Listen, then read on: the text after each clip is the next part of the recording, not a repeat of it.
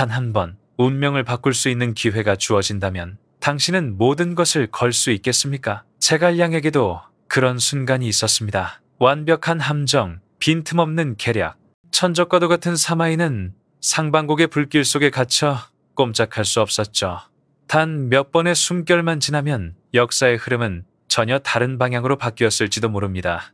하지만 바로 그 결정적인 순간 하늘은 갑자기 요동치고 폭우가 쏟아지며 모든 것이 한순간에 무너져 버렸습니다. 과연 이것은 단순한 우연이었을까요? 아니면 보이지 않는 손이 애초부터 제갈량의 승리를 허락하지 않았던 걸까요?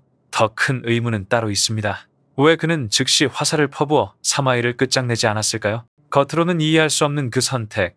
그러나 그 속에는 상상도 못할 진실이 숨어 있었습니다. 과연 이 쓰라린 실패 뒤에는 어떤 비밀이 존재하는 걸까요? 아니면 역사는 처음부터 그렇게 정해져 있었던 것일까요?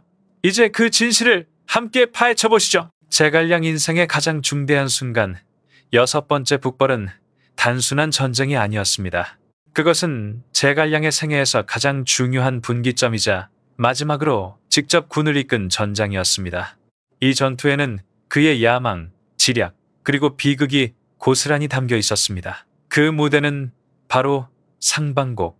제갈량은 사마이의 대군을 단번에 불태워버릴 완벽한 화공작전을 준비했습니다. 수년간 대치해온 그는 상대를 누구보다 잘 알고 있었습니다. 인내심 강하고 끈질기며 방어의 천재적인 인물, 바로 사마에. 그래서 정면 승부가 아닌 지형을 이용한 함정으로 그를 몰아넣고 협곡 전체를 불길로 뒤덮으려 했던 것이죠. 불길은 계획대로 치솟았습니다. 거대한 화염과 검은 연기가 협곡을 집어삼켰고 사마이의 군대는 혼란에 빠져 퇴로조차 막혀 있었습니다. 단 하룻밤만 불길이 이어진다면 제갈량은 최대의 적을 없애고 역사를 뒤바꿀 절호의 기회를 잡을 수 있었습니다. 그러나 운명은 잔혹했습니다. 바로 그 순간 하늘이 요동치며 폭우가 쏟아졌습니다. 거대한 불길은 단숨에 꺼지고 사마이의 군대는 기적처럼 살아남았습니다. 제갈량이 쥔 마지막 황금 같은 기회도 그렇게 영원히 사라지고 말았습니다. 상반곡 전투는 제갈량의 전략이 절정에 달했던 순간이자 동시에 가장 쓰라린 실패로 남았습니다. 그것은 단순한 패배가 아니라 촉한이 천하를 되찾지 못한다는 냉혹한 현실을 보여준 상징이었습니다. 두 명의 거대한 전략가의 맞대결, 제갈량과 사마에. 서로 완전히 다른 길을 걸었지만 촉한과 조이를 가른 전쟁에서 두 사람은 절묘한 균형을 이루었습니다.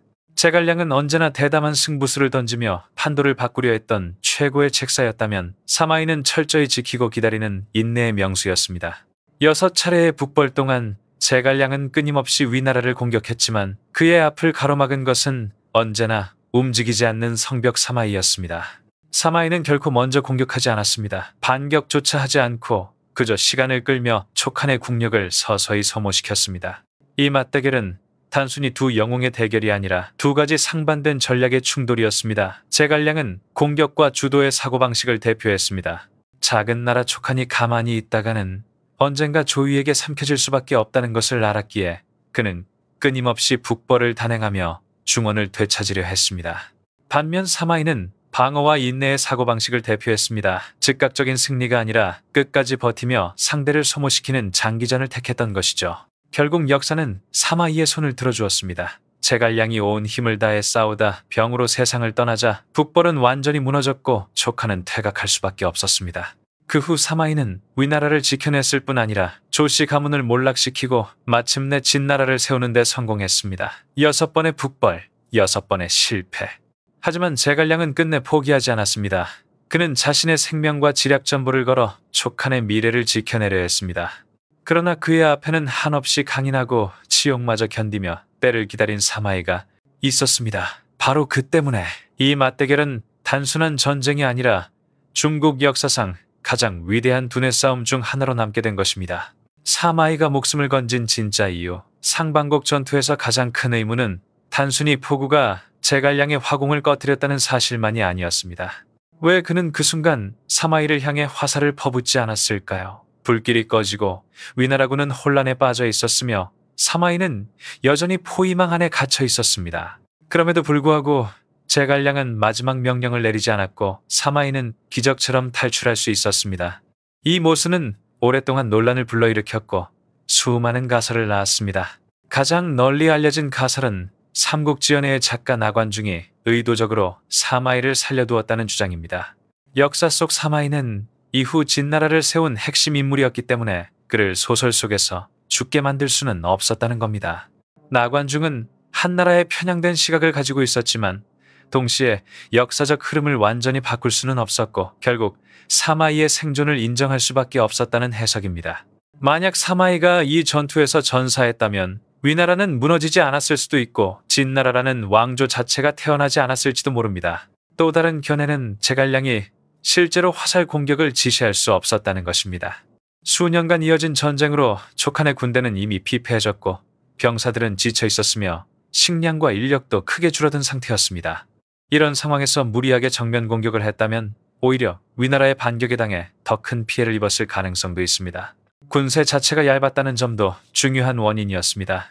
불길이 꺼지자마자 사마이는 빠르게 병력을 재정비했고 그 틈을 타 포위망의 허점을 뚫고 탈출할 수 있었습니다. 만약 제갈량이 주요 지점을 충분히 차단하지 못했다면 사마이가 살아남은 것은 충분히 설명이 됩니다. 심리전적 요인도 무시할 수 없습니다. 제갈량은 사마이를 반드시 죽여야 한다고 생각하지 않았을 수도 있습니다. 그가 알았던 것은 사마이가 방어에는 능하지만 공격에는 서툰 장수라는 점이었습니다. 만약 사마이를 제거한다면 더 젊고 강인하며 공격적인 장수가 위나라의 지휘권을 잡을 수도 있습니다. 그럴 경우 촉한 입장에서는 오히려 더 불리해질 수 있었던 것이죠. 즉 사마이를 그대로 두는 것이 장기적으로는 촉한에게 유리하다는 계산이었을지도 모릅니다. 하지만 그 어떤 이유가 되었든 사마이의 생존은 삼국지 역사에서 거대한 분수령이 되었습니다. 만약 이 전투에서 제갈량이 계획대로 성공했다면 그는 위나라의 심장을 꿰뚫을 수 있었고 역사는 전혀 다른 방향으로 흘렀을지도 모릅니다. 그러나 상반곡에서의 실패는 촉한의 통일 꿈에 종지부를 찍었고 동시에 사마의 일가가 권력을 장악하는 길을 열어주었습니다. 제갈량의 북벌 전략은 지금도 여전히 뜨거운 논쟁거리입니다. 어떤 이는 그를 시대를 앞선 전략가로 평가하지만 또 다른 이는 그를 지나치게 이상주의적이고 현실과 동떨어진 인물로 비판합니다. 옹호자들의 주장은 단순합니다. 촉한은 영토도 좁고 경제력도 약하고 인구도 적었습니다. 만약 가만히 있었다면 결국 위나라에게 삼켜졌을 것이 분명했기 때문에 공격만이 유일한 생존의 길이었다는 것입니다. 반면 비판자들은 6차례의 북벌이 모두 실패로 돌아갔고 그 대가로 국력은 완전히 소모되었다고 말합니다. 군사적 성과는 거의 없었지만 재정과 인력, 군사력은 돌이킬 수 없을 정도로 약화되었습니다. 차라리 내정을 강화하고 경제를 발전시켰다면 촉한은 더 오래 버틸 수 있었을 것이라는 주장이죠. 북벌이 실패할 수밖에 없었던 구조적 한계도 있었습니다. 바로 식량 문제입니다. 산악지형에 갇힌 촉한은 장기적인 원정에 필요한 물자를 안정적으로 공급하기 어려웠습니다. 매번 전쟁에서 제갈량이 고전했던 이유는 바로 군량 운송이 발목을 잡았기 때문이었습니다. 그러나 제갈량의 북벌은 단순히 군사적 승리를 목표로 하지 않았을 수도 있습니다.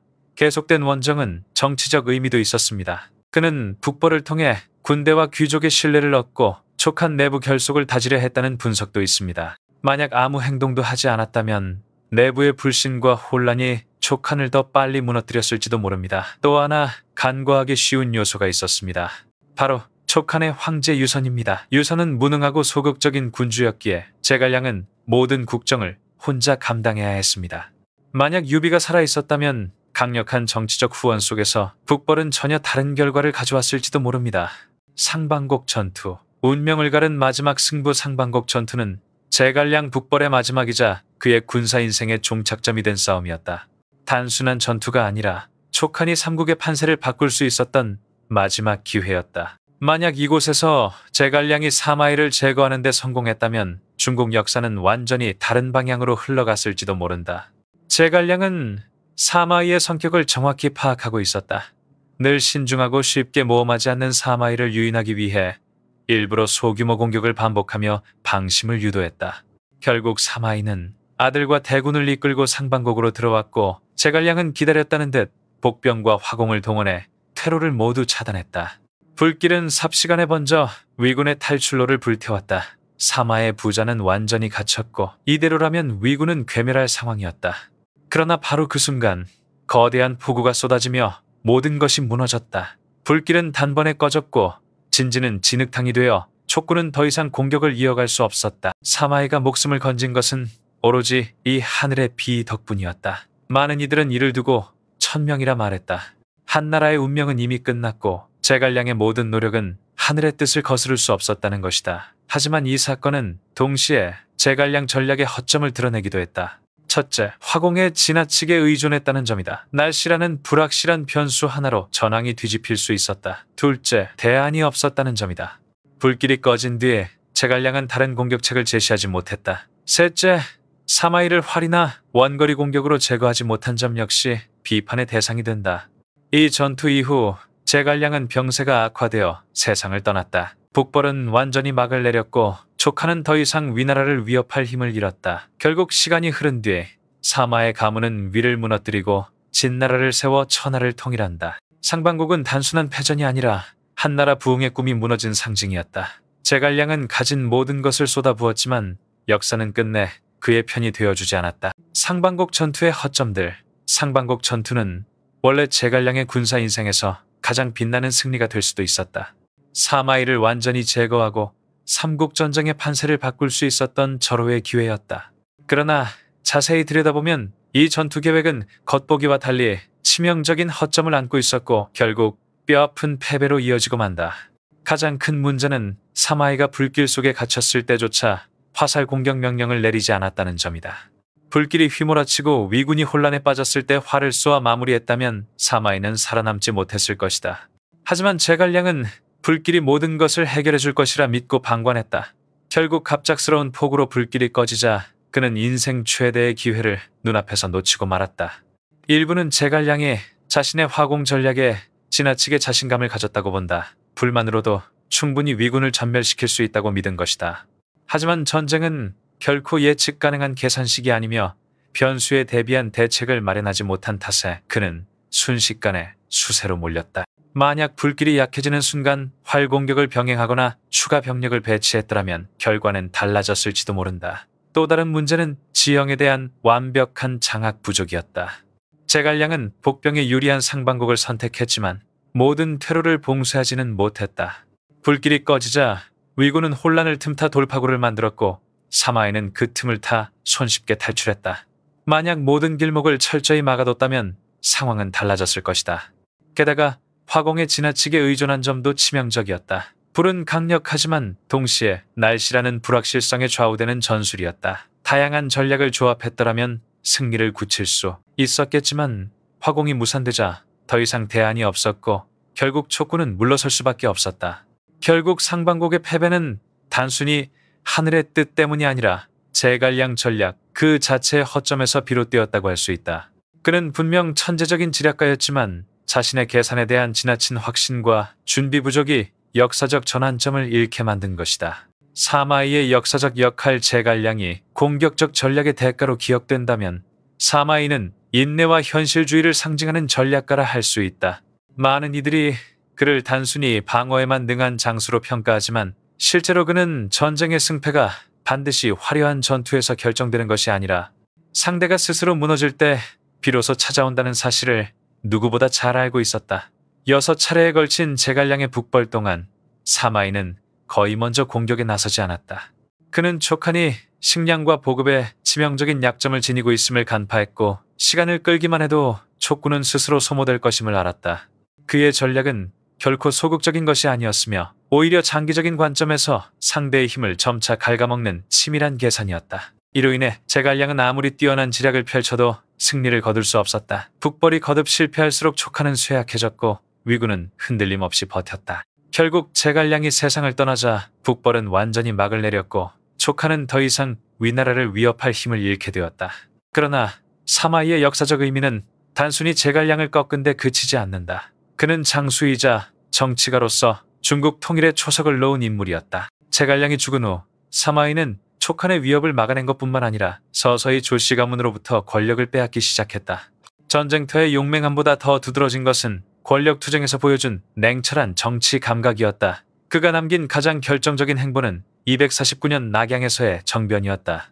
이 사건에서 그는 조씨 세력을 일거에 숙청하고 위나라의 실권을 완전히 장악했다. 이후 그의 아들들과 손자들이 그 권력을 이어받아 265년에는 손자 사마염이 위나라를 멸망시키고 진나라를 세워 중국을 통일하게 된다. 이 과정을 놓고 보면 삼국시대의 본질은 단순히 위촉 오삼국의 싸움이 아니었다. 그것은 곧 제갈량과 사마이라는 두 전략가의 철학적 대립이었다. 한쪽은 위험을 무릅쓰고 주도적으로 판세를 바꾸려 했고, 다른 한쪽은 끝없는 인내와 기회를 기다림으로써 최종 승리를 거머쥐었다. 제갈량이 북벌에서 직면한 어려움, 촉한 조정의 압박과 내부 분열. 제갈량이 북벌 과정에서 직면한 가장 큰 장애물은 위나라의 군대가 아니라 오히려 촉한 내부의 불안정이었다. 유비가 세상을 떠난 뒤 유선이 즉위했지만 정치적 리더십이 부족했고 실질적인 국정 운영은 모두 제갈량의 손에 달려 있었다. 그는 전쟁을 지휘하는 동시에 국가 운영까지 떠맡아야 했는데 이는 삼국의 다른 장수들이 경험하지 못한 막중한 짐이었다. 조정 내부에서는 점차 파벌이 형성되었다.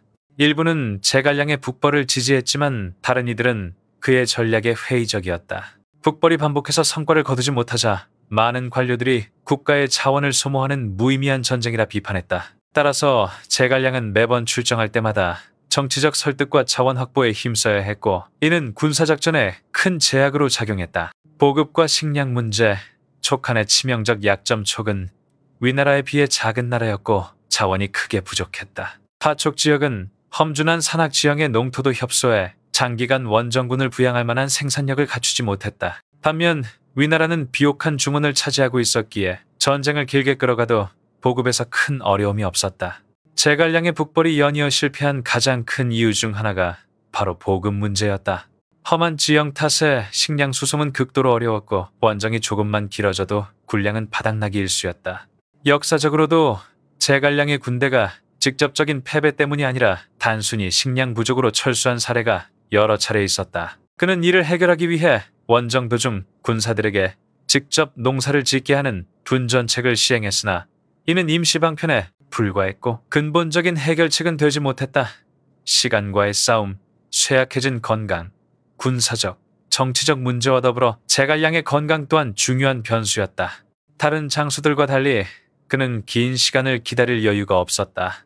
조정 운영과 전쟁 지휘를 병행하는 과정에서 심신이 급격히 약해졌고 자신의 수명이 얼마 남지 않았음을 스스로도 잘 알고 있었다.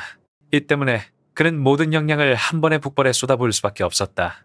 장기적 관점에서 점진적으로 위나라를 소모시키는 전략보다는 단기간에 판세를 뒤집으려는 모험적 결단을 내릴 수밖에 없었던 것이다. 결과적으로 이는 사마이의 인내 전략과 극명한 대조를 이루며 제갈량에게는 더 큰 부담으로 작용했다.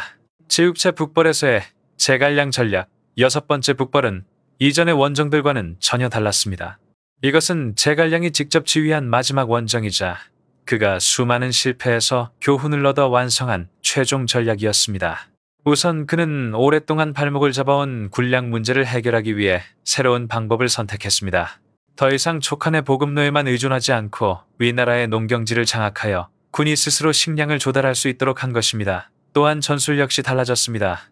전선 전체를 넓게 벌리지 않고 적의 허점을 정확히 찌르는 집중적인 공격으로 사마이를 수세에 몰아넣었습니다. 가장 두드러진 전략은 바로 동쪽을 흔들고 서쪽을 치는 기만책이었습니다.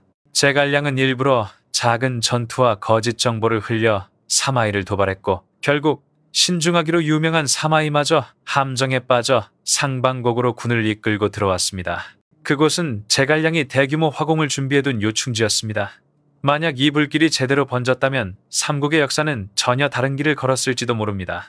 그러나 하늘은 그의 편이 아니었습니다. 갑작스러운 폭우가 내려 모든 불길을 꺼뜨렸고 치밀하게 준비된 화공은 허무하게 무너졌습니다. 이 실패는 단순한 전술적 패배가 아니라 제갈량의 정신과 체력에 큰 충격을 주었습니다. 그로부터 오래지 않아 과로로 쇠약해진 제갈량은 진영에서 눈을 감았습니다. 그의 죽음과 함께 촉한의 북벌은 완전히 막을 내렸고 더 이상 위나라를 위협할 수 있는 힘은 존재하지 않았습니다. 반면 사마이는 천천히 권력을 쌓으며 결국 위나라를 집어삼키고 진나라를 세울 기반을 마련했습니다. 제6차 북벌의 실패는 단순한 전투의 패배가 아니라 한 왕조의 부흥 꿈이 산산이 무너진 순간이었습니다. 제갈량이 목숨을 걸고 운명을 바꾸려 했지만 역사는 끝내 그에게 미소 짓지 않았습니다. 한쪽은 과감한 결단으로 승부를 걸었고 다른 한쪽은 끝없는 인내로 기회를 기다렸습니다. 최종적으로 승자는 사마이였습니다. 역사는 언제나 수수께끼 같은 그림입니다. 상반곡의 전투는 여전히 많은 의문을 남깁니다. 과연 제갈량이 실수를 한 것일까요?